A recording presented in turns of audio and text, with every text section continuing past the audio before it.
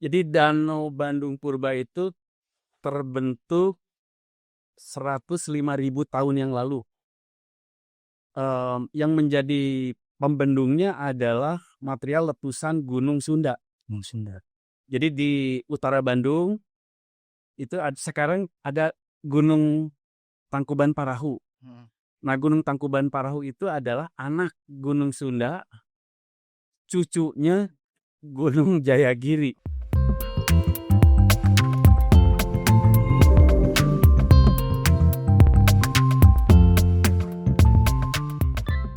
Sobat Ayo, kembali lagi di podcast Ayo Talk dari Ayo Bandung. Kali ini kita mau ngobrolin hal yang sangat penting sebetulnya, cuman cukup mengherankannya itu agak jarang dibahas dan sering dilupakan oleh kita yang terutama tinggal di kota Bandung. Nah, dalam obrolan kali ini saya ditemenin oleh ahli geologi yang tulisannya itu udah sering banget dijadikan referensi oleh para penulis lainnya, mahasiswa dan lain sebagainya, dan tulisannya juga udah tersebar di berbagai media. Pak Bahtiar, Ya, apa kabar? baik, sehat. Danau Bandung Purba ini kenapa wajib dibaca oleh kita semua yang tinggal di kota Bandung ini dan se-Bandung Raya gitu? Iya, karena mayoritas orang yang tinggal di dasar cekungan Bandung itu mereka tinggalnya di bekas endapan Danau Bandung Purba. Yang sekarang kita tinggal ini, Iya, udah. Ini bekas endapan. dasar Danau Bandung Purba. Danau Purba itu, Bandung Purba membentang dari mana aja sih Pak? Seluas apa gitu? Iya, jadi kalau diukur dengan toponim yang ada sekarang dari Padalarang di barat sampai Cicalengka di timur, dari mulai Jalan Riau di kota Bandung, nah kira-kira Jalan Riau, Jalan Marta Dinata ya, sampai ke Banjaran, Soreang, Batas Balai di selatan, selatannya.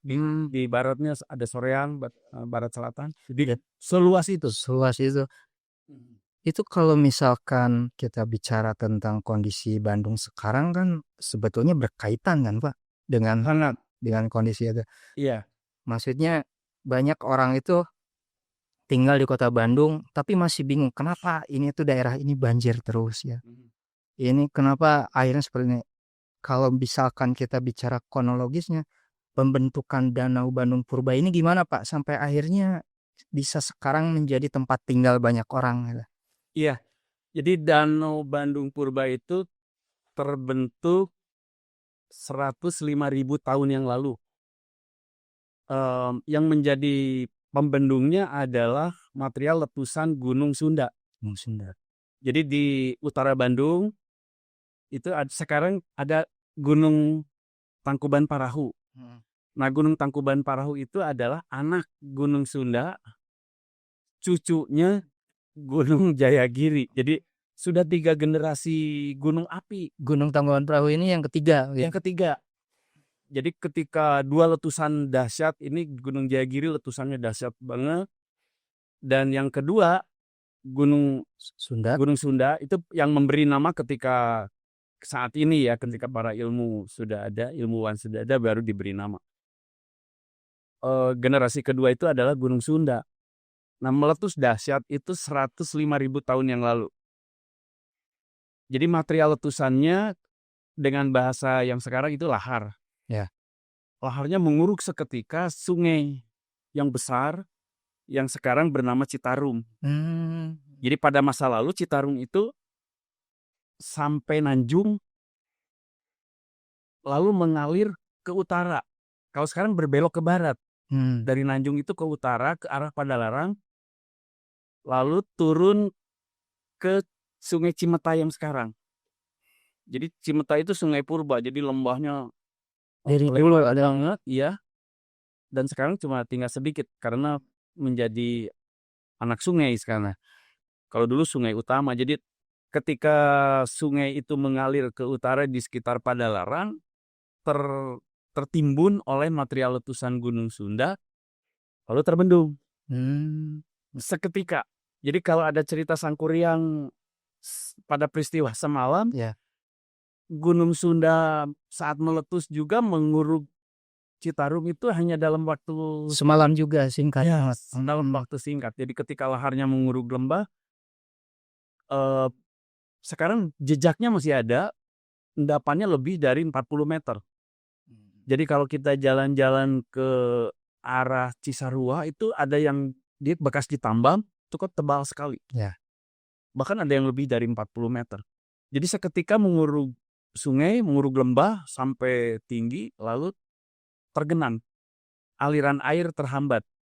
Jadi secara evolutif tergenang terus yang barat dulu tergenang melimpas ke timur sekian 1000 tahun. tergenang semua. Sampai kemudian dari genangan itu mengeringnya itu karena proses apa dan kemudian menjadi tempat huni manusia itu Iya. karena kemudiannya. Jadi bisa dibayangkan kalau Gunung Sudah 105.000 tahun yang lalu, Ya. lalu tergenang, bobolnya Danau Bandung Purba itu yang di Curug Jompong di Nanjung, itu 16.000 tahun yang lalu. Jadi hampir 90.000 tahun tergenang. Jadi berupa danau ini selama 90.000 tahun. Umur manusia kan paling tinggi 100 tahun. Nah ini 90.000 tahun. Berapa generasi? Jauh sebelum ada manusia yang ada di sini, jadi prosesnya di situ terjadinya. Iya betul. Nah, terus kemudian kita kan juga berarti kita ini kalau bicara tentang kondisi geologis ribuan tahun lalu, warga Bandung ini hidup di atas danau yang mengering berarti ya Pak? Betul. Nah, Bekas. itu risikonya apa aja sih Pak buat kita ini sekarang?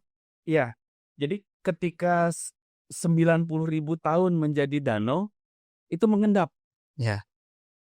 Lumpur dari letusan Gunung Tangkuban Perahu mengendap. Dari selatan ada kiriman tanah mengendap gitu ya, ada pasir, ada terus berlapis-lapis. Selama 90.000 tahun, lalu air selama mengendap itu kan air menggoyang di danau menjadi datar. Itu yang pertama, menjadi datar sehingga dasar cekungan Bandung kalau dilihat dari ketinggian itu datar. Rata dari Cicalengka sampai Raja Mandala itu merata, gitu ya, datar. Akibatnya itu kan rawa, gambut. Ya. Salah satu yang tercium adalah aroma. Jadi kalau sekarang kita tinggal di bagian dasar, bekas dasar Danau Bandung Purba, yang keringnya, ke bawahnya itu lumpur. Di bawah kita? Iya. Bahasa Sundanya masih letak. Jadi tanah yang belum keras. Masih lunak. Jadi batuannya masih lunak. Ini di bawah kita itu batuannya masih lunak. Masih jenuh air. Jenuh air ya. Dampaknya satu, tadi aroma air. Kalau yang air tanah dangkal, aromanya bau. Satu itu ya. Air sumurnya. Air sumurnya agak aromanya beda bau. Ya. Bau rawa gitu ya. Yang kedua warnanya. Kalau orang Bandung menyedot air di bekas endapan Danau Bandung Purba itu banyak mengandung besi, zat besi. Sehingga kalau mencuci baju putih cepat jadi kuning, jadi krem. Hanya dalam tempo berapa kali nyuci. Jadi harus ada saringannya banyak. Dan itu sebetulnya risiko yang lumrah ya Pak. Nggak perlu dipertanyakan lagi gitu kalau orang dari Garut airnya bersih, pindah ke Bandung, kok di Bandung airnya kotor gitu. Karena memang secara geologis dan kronologisnya juga kita memang tinggal di atas Danau Purba ini kan. Nah tapi selain air, risiko lainnya apa Pak? Yang harus kita pahami itu sebagai warga Bandung, maksudnya karena orang kan kalau lihat Bandung dari luar gitu ya, Bandung itu enak cuacanya katanya. Padahal orang nggak tahu aja tiap hari macet. Kalau malam hujan dikit banjir. Nah itu juga kenapa gitu Pak, yang bikin kenapa Bandung itu mudah sekali banjir terutama di daerah-daerah tertentu gitu. Dan itu pasti berkaitan juga kan dengan kondisi di masa lalunya. Iya. Kronologisnya itu penyebabnya apa sih Pak? Kalau banjir penyebabnya tuh masa lalu dan masa kini. Masa lalunya bentuknya kan cekung. titik terendahnya sepanjang Citarum. Jadi bukan satu titik terendahnya tuh. Jadi daerah Dayakolot titik terendahnya Citarum, daerah apa itu? Nanjung titik terendahnya Citarum. Jadi sesuai ketinggian tempat di mana sungai itu mengalir. Eh yang yang keduanya kalau hujan sekarang itu lereng-lereng gunungnya baik di utara, selatan, timur, barat itu sudah rusak. Jadi fungsi pohon itu kan meresapkan air melalui akar. Ya. Nah sekarang fungsi itu hilang. Tinggal sedikit sekali. Jadi kalau hujan di gunung, tunggu 30 menit udah banjir. Langsung secepat itu ya Pak? Langsung. Karena lerengnya udah berganti dari hutan, dari pohon, banyak pohon menjadi kebun sayur. Sudah menjadi villa. Sudah menjadi perumahan. Ya. Gitu ya. Jadi seketika tuh. Turun hujan, tidak diresapkan. Langsung mengalir. Nggak perlu waktu lama gitu. Tidak. Untuk banjirnya itu. Iya. Karena kondisi tanahnya juga tadi kata Bapak, karena kita berada di bawah Danau Purba yang mengering, itu juga kan kita semakin banyak penduduk, ini air juga yang dipakai itu ngaruh kan Pak, tersedot. Nah, maksudnya air bersih yang kita pakai ini setiap hari dengan banyaknya penduduk di Bandung, ini seberpengaruh apa kekurangan air ini disedot tiap hari oleh warga Bandung ini terhadap kondisi tanah ini Pak? Iya. Jadi karena pertama tadi ya, karena lerengnya sudah bukan hutan lagi, yang meresapnya sangat sedikit, bahkan tidak ada. Meresapkan airnya gitu. Jadi air tanah. Ya. Jadi yang disedot di Bandung sekarang itu pergerakan air tanah dalamnya itu 30.000 sampai 40.000 tahun yang lalu yang meresap di lereng-lereng gunung lalu berjalan di bawah lalu disedot sekarang. Selama itu prosesnya itu. Selama itu. Kirain orang kalau hujan langsung terserap gitu. Ternyata Apalagi tidak begitu ya Pak. mengalirnya lambat melalui pori-pori batuan. Karena tidak ada yang menyerapnya. Sekarang tidak ada yang menyerap. Ya. Langsung dialirkan di permukaan. Jadi di bawah ini suatu ketika ini krisisnya ya untuk Bandung adalah kekurangan air tanah. Karena prosesnya butuh ribuan tahun. Pertama itu lalu pengisiannya sangat kecil. Dalam kondisi sekarang hutan yang sudah rusak. Pengisiannya sangat kecil, disedotnya habis-habisan. Yang menyedot ekstraktif itu kan ada pabrik, ya, ada hotel, ada apartemen, perumahan mewah. Ya. Nah itu. Jadi semakin mewah orang, semakin boros air. Semakin miskin orang, hemat air. Orang mewah kan nyedot air untuk kolam renang, untuk nyiram tanaman, untuk cuci mobil, segala macam gitu. Berarti sekalipun Bandung itu dulunya adalah danau purba yang sebetulnya danau yang gede banget dan air semua gitu ya, isinya dari Cicalengka sampai Padalarang ya. Tapi kondisi itu tetap tidak mempengaruhi bahwa sekarang itu Bandung misal ada yang nyebut komoditas air bawah tanahnya tidak terhingga, itu enggak kayak gitu ya Pak. Kondisi zaman lalu yang kita danau purba itu tetap aja air itu terbatas di dalam bumi itu. Pada periode nanti sangat terbatas. Sementara mata air yang dulu mata air sekarang udah kering. Seke Loa contohnya. Dulu itu airnya berlimpah. Ada kolam-kolam di dekat Fakultas Kedokteran Gigi. Itu dulu kan penampungan air. Makanya disebut Seke Loa. Mata air yang di pinggirnya ada pohon loa. Ciburial. Sekarang udah nggak Naburial lagi airnya. Itu Ciburial toponiminya dari air yang membludah. Membual banyak sekali. Gitu. Sekarang kan udah banyak yang kering.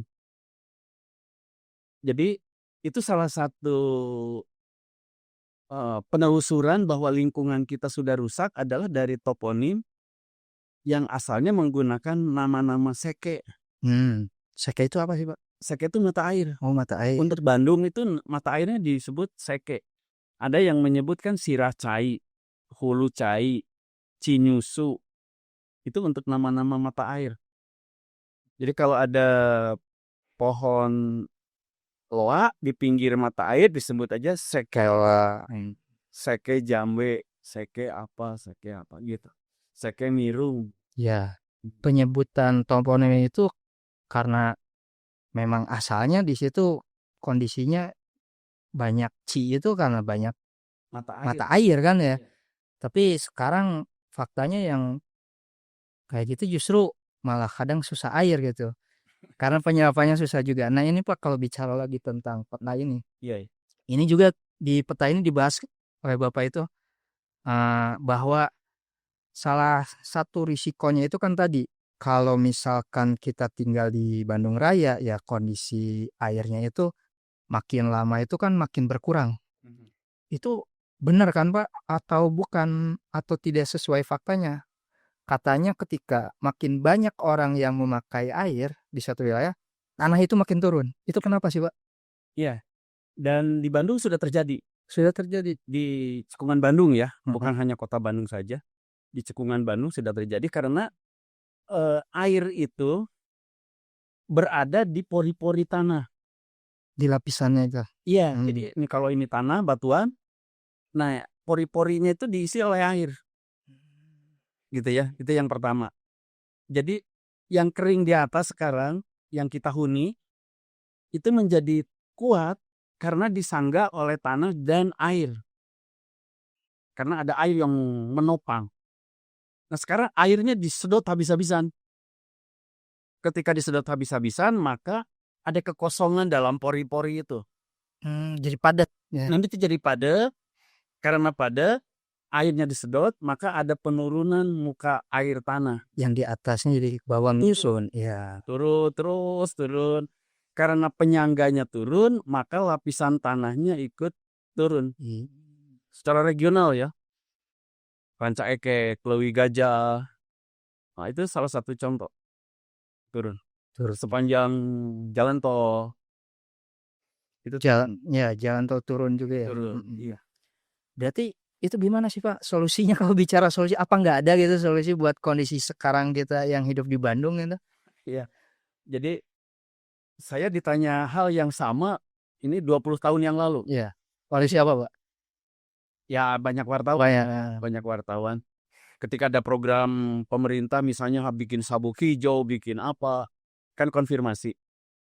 Lalu saya jawab, ya hutannya jangan dihabisin, dibabat, terus nanam pohon, dibudayakan gitu.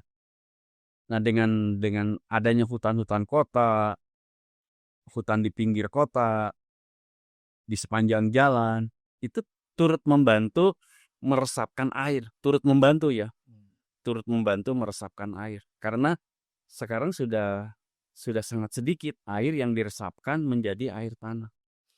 Berarti kalau misalkan sebetulnya kita menanam penghijauan gitu ya Pak, di kawasan tinggi yang sekarang udah jadi perumahan elit gitu ya, harganya dan mahal harganya. Karena kan kalau di Bandung itu kalau ngelihat harga rumah itu mudah, makin ke bawah makin murah karena makin sering banjir ya. Mungkin di atas. Nah, tapi kalau misal kita jadikan solusi yang di atas ini dijaga penghijauan, penanaman, itu butuh berapa ratus tahun, ribuan tahun lagi agar Bandung bisa kuat lagi gitu Pak.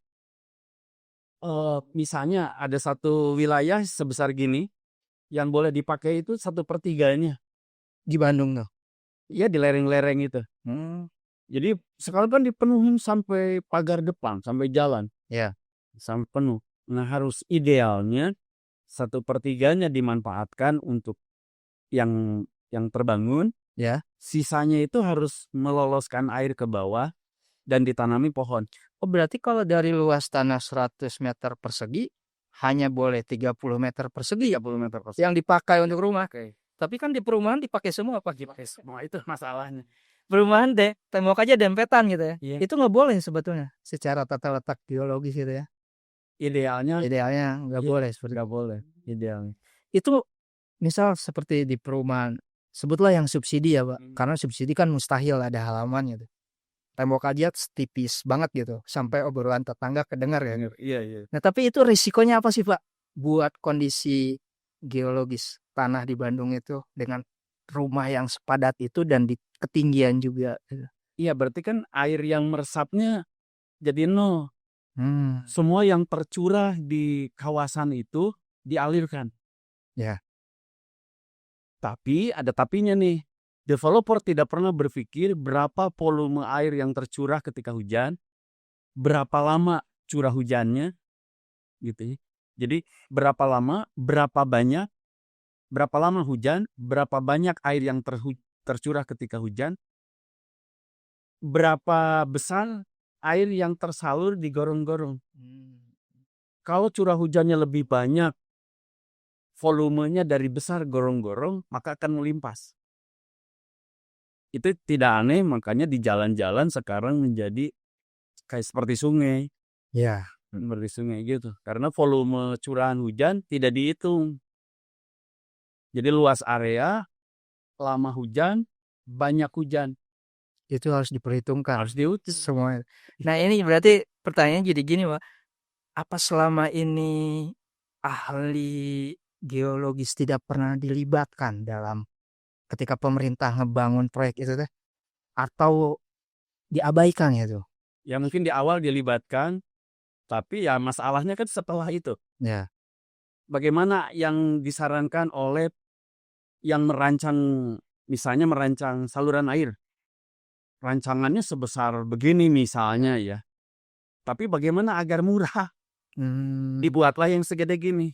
Tujuannya uang ujung-ujungnya ya. Iya, murah dan masuk kepada kantong siapa. Ya. Nah, itu ya. Jadi ketika membuat saluran air di jalan, di mana, di sungai, di mana, itu kan ada jadi penciutan ukuran atau apa. Padahal ketika dikonsepkan itu banyak pihak ahli yang terlibat gitu ya. Iya, ahli meteorologi, ahli drainase, kan banyak yang begitu. Ahli-ahlinya banyak. Tapi ketika praktik dan hasilnya jadi tetap aja banjir gitu ya. Iya. Karena seperti itu praktiknya. Oh.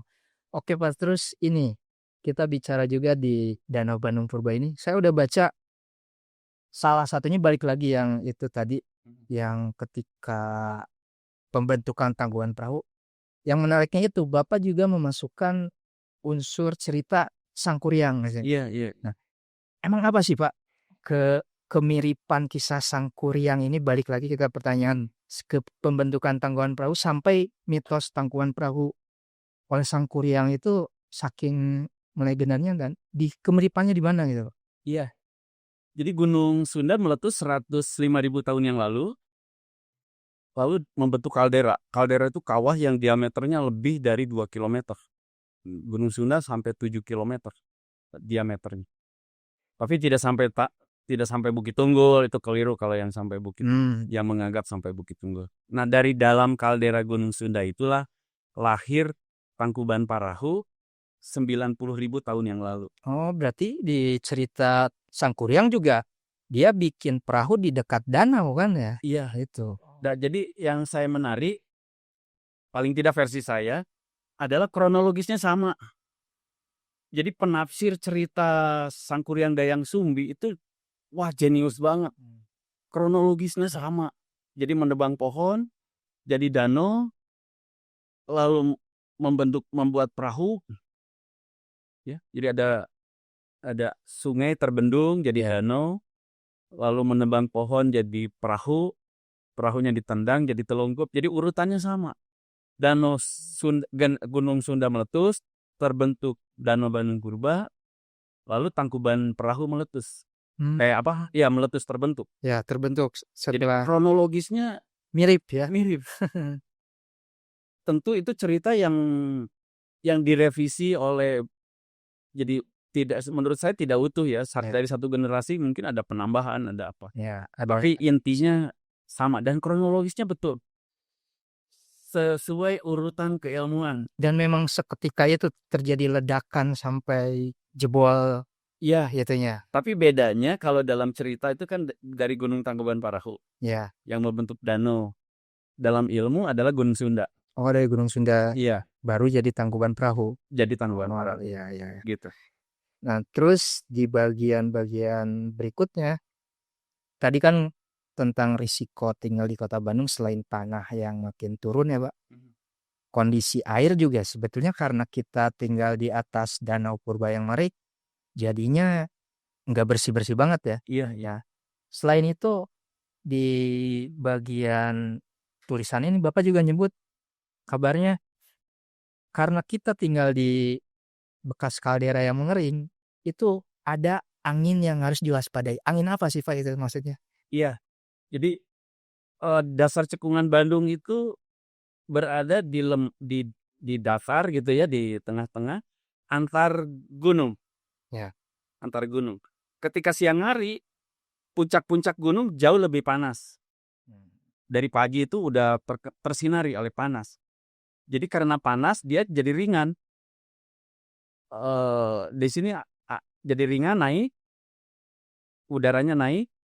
Karena panas berarti kan terjadi kekosongan di sini. Ya. Karena terjadi kekosongan maka dengan seketika diisi oleh angin yang datang dari udara yang bergerak Dari bawah. Oh, jadi kalau siang itu angin dari kota polusi ke gunung. ke gunung. Percuma orang main ke Lembang siang-siang dong, Pak. Jadi sebetulnya itu membawa kotoran dari kota. kota. Oh. Pada siang hari ya. Ya. Pada siang hari. Jadi yang di Bandung main mobil apa segala pada siang hari itu dibuang ke gunung. Ya. Jadi yang merasa segar di gunung sebetulnya menghisap juga polutan dari kota ya. Nah, tapi pada malam hari di dasar cekungan ini masih panas. Relatif dinginnya lama. Sementara di puncak-puncak gunung, lereng gunung lebih cepat dingin. Sehingga ini menguap ke atas, diisi oleh angin yang dari gunung turun ke bawah. Malam hari itu. Malam hari. Jadi orang kota yang piknik Sabtu Minggu ke lereng gunung dengan kendaraan, polutannya dibuang di lereng gunung. Pada malam hari dia turun lagi. Dihisap oleh warga kota ketika tidur. Bulak-balik polusinya ya Pak. Iya. Nah itu untuk menangkal polusi idealnya seperti apa sih Pak? Mengurangi polusi itu? Salah satu yang paling ideal adalah pohon. Tidak ada cara lain. Misalnya di benteng, di apa nggak akan menyelesaikan masalah. Jadi yang bisa menghisap debu, menghisap CO, menghisap apa itu hanya pohon. Dan pohonnya apakah harus disebar atau di dataran tinggi aja gitu? Harusnya sih idealnya tersebar ya. Tersebar. Yang pertama di lereng gunung harus ada sabuk hijau yang benar-benar hijau. Jadi ketika angin kotor tuh yang mau turun ke kota tersari. Angin yang kotor di kota mau masuk ke gunung tersari. Idealnya begitu. Dan di kota harusnya lebih banyak pohon lagi. Karena hanya pohon yang bisa meresapkan panas baik matahari ataupun panas buatan. Panas buatan itu dari AC, ya, dari pantulan gedung, pantulan jalan, pantulan kendaraan di jalan. Nah itu pohon dapat meresap. Dan ironisnya kan kondisi kita di Bandung juga kalau dulunya itu hijau banget kan sekarang gedung tinggi juga makin banyak ya Pak. Iya. Tadi udah sama kita permasalahan air juga makin tersedot, tanah makin turun. Nah sekarang ditambah dengan polusi juga, ini gedung-gedung tinggi ini yang selain menghambat penyedotan air juga kan dia berperan besar ya Pak. Dia selain itu menghambat, maksudnya apa ya? Penyebaran angin juga nggak sih? Udara. Saluran angin. Ya, saluran angin maksudnya. Jadi di suatu wilayah itu ada lorong angin. Dalam masyarakat tradisional menyebutnya lawang angin. Jadi kalau di suatu tempat ada istilah lawang angin, di sanalah angin bertiup paling besar. Karena seluruh anginnya ke sana, ke celah itu. Nah, bila di celah itu, di lorong angin itu ada penghalang, misalnya angin asalnya ke sini, bablas. Lalu sekarang ada gedung, gedung tinggi di sini, maka angin di sini akan berpusat. Jadi angin puyuh. Jadi kalau ketika hujan, ketika angin besar, jangan berdiam di di bawah gedung-gedung. Gedung tinggi itu. Jangan, sebab di sini pusarannya lebih besar. Coba aja kalau ada hujan angin yang lewat bawah gedung, pasti payungnya Nah, terbang, atau ada penghalang di jalan yang untuk parkir terbang. Ada apapun yang di sana yang bisa diterbangkan, pasti akan terbang. berarti ketika segedung itu semakin banyak, itu kadang kan ada fenomena yang kadang orang tuh nanya, kok ini banyak gedung tapi anginnya gede gitu. Iya, iya. Itu nggak usah heran berarti ya Pak, Nggak karena usah heran. anginnya terjebak di lorong-lorong itu ya. Terjebak oleh gedung-gedung tinggi. Dan ketika terjadi bencana angin puting beliung, masuk aja ke dalam gedung mendingan ya Pak, Iya. daripada di luar itu kan. Ya. Daripada di bawah ini gedung tinggi, daripada berdiri di sini, Ya. bagusnya masuk aja kalau untuk puting ya, puting beliung. Nah terus ini juga Pak, kita bicara tentang kondisi kota Bandung yang sebetulnya kalau penduduk udah susah banget ya Pak ditahan. Karena kan orang juga yang dari di luar Bandung juga pengen berwirausaha di sini tuh. Cuman jika ada saran dari ahli geologi gitu Pak, apa sih saran Bapak untuk orang-orang yang tinggal di kota Bandung? Apa kita harus pindah semua gitu? Maksudnya udah keluar aja dari Bandung gitu, biar ini jangan terlalu banyak gitu. Cuman kan nggak bisa juga. Saran idealnya menurut Bapak seperti apa sih untuk kita yang ingin tinggal di kota Bandung biar tetap aman gitu? Iya. Jadi pertama, kalau punya halaman rumah 1 meter, Ya. jangan dibeton. Jangan dipakai semua. Iya, kan halaman rumah di perumahan sekarang cuma 1 meter ya ke Ya. depannya. Gak usah dibeton lah. Ditaburi batu aja, biar ketika hujan turun, tergenang selama 1/4 jam, 1 jengkal nggak masalah. Oh, itu ngaruh ya Pak? Nanti kan meresap. Ya. Paling tidak untuk dia sendiri, cadangan dia sudah berbuat kepada alam, meresapkan kembali air yang ada jatuh di permukaan rumah dia. Idealnya yang belakang juga ditampung pakai saluran, lalu dimasukkan lagi ke dalam tanah. Idealnya begitu. Jadi membuat sumur-sumur Di sekitar rumah. untuk memasukkan kembali air yang tercurah di wilayah rumah itu. Iya. Minimal seperti itu ya. Iya, jadi misalnya rumahnya 100 meter, nah semua yang tercurah di 100 meter itu wajib dimasukkan lagi ke dalam tanah airnya. Itu ideal. Ya berarti ini imbauan untuk warga kota Bandung kalau punya rumah 100 meter persegi jangan dipakai semua buat gedung ya Pak. Kalau semua dipakai, pokoknya air yang tercurah dimasukkan lagi. Iya masuk lagi. Jadi harus disisakan beberapa meter persegi untuk penyerapan. Iya. Ya. Kalau ada punya halaman rumah Mm-mm. di depan ruang tamu, jangan di beton. Jangan dibeton. Iya, jadi hujan tercurah ke sana 15 menit misalnya, tergenang 1 jengkal tidak apa-apa. Dalam tempo hanya 10 menit, 20 menit itu udah kering lagi. Ya, ya, ya. Gitu. Dan menanam pohon. Jangan lupa nanam pohon. Menanam pohon. Jadi kalau tinggal suami istri, Ya. cukup 1. Idealnya lebih, tapi cukup 1 sehingga oksigen untuk mengganti kotoran yang dikeluarkan dari pernafasan dia, oksigen ketika siang itu disuplai dari pohon ini cukup untuk berdua. Pohon apa sih Pak yang ideal buat di rumah? Ya, kalau sesuai luas rumah, misalnya ada pohon kayu manis, ada pohon apa yang tidak terlalu besar, tidak terlalu tinggi. Buat membantu penyerapan air juga ya. Iya. Ya. Gitu. Nah Bapak kita udah ngobrol nggak kerasa panjang juga. Tapi sebetulnya ini banyak banget yang mau ditanyain. Nah, mungkin pertanyaan terakhir nih Pak. Saran Bapak dari ahli geologi yang karya Bapak ini udah banyak banget termasuk di Ayo Bandung juga banyak tulisannya gitu. Apa yang ingin Bapak sampaikan melalui Danau Bandung Purba ini bukan cuman buat warga Bandung pastinya, tapi buat pemerintah dan terkhusus developer nih Pak. Karena kan banyak banget di Bandung ini berita tentang developer bangun rumah di mana aja gitu. Seakan-akan nggak peduli gitu tentang ekosistem dan segala macam gitu. Apa yang Bapak mau sampaikan lewat karya ini ke mereka gitu? Iya, jadi dasar bekas endap endapan danau ini, itu bawahnya itu tanahnya masih lunak, masih lumpur, masih letak.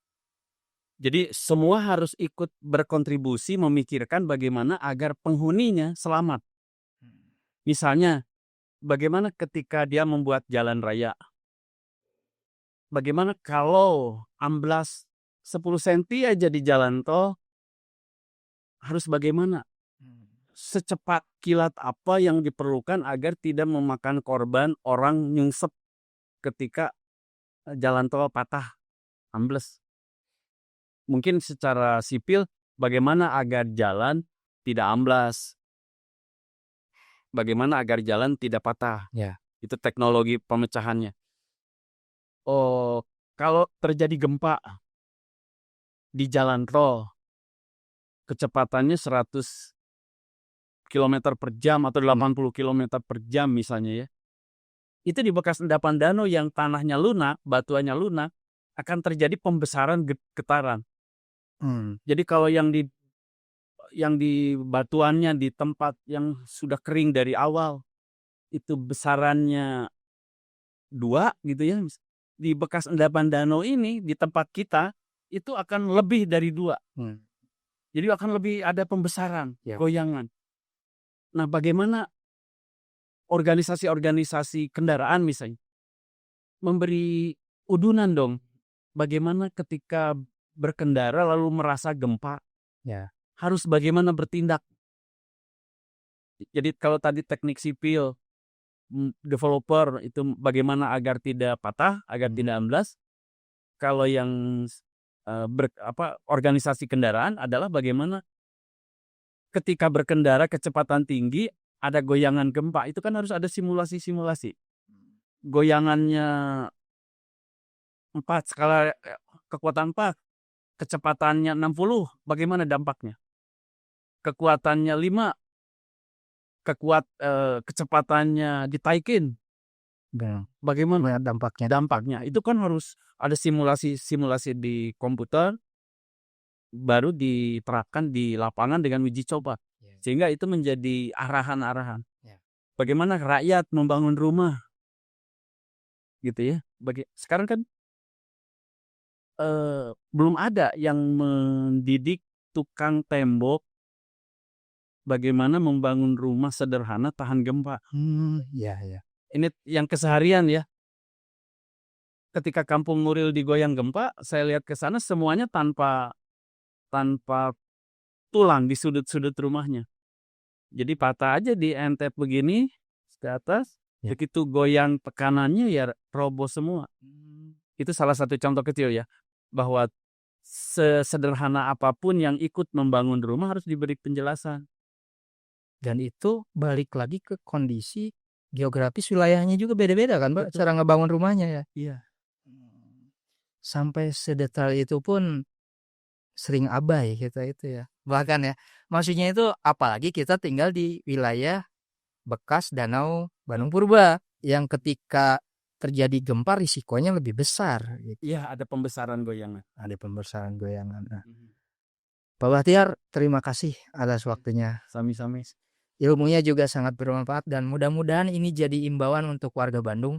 Khususnya jadi ketika mau tinggal di Bandung gitu, jangan serakah terhadap tanah gitu ya Pak. Intinya seperti itu ya. Iya. Kita punya tanah sekian puluh meter persegi, sisihkan untuk daya serap air gitu dan segala macamnya. Pemerintah juga pastinya harus lebih memerhatikan itu dan termasuk bahkan tadi tukang juga harusnya udah tahu ya Pak. Harusnya membangun rumah di Bandung harus seperti apa gitu ya. Yeah. Baik Bapak, terima kasih ilmunya, semoga bermanfaat dan sahabat Ayo sampai ketemu lagi di podcast Ayo Talk berikutnya. Sampai jumpa.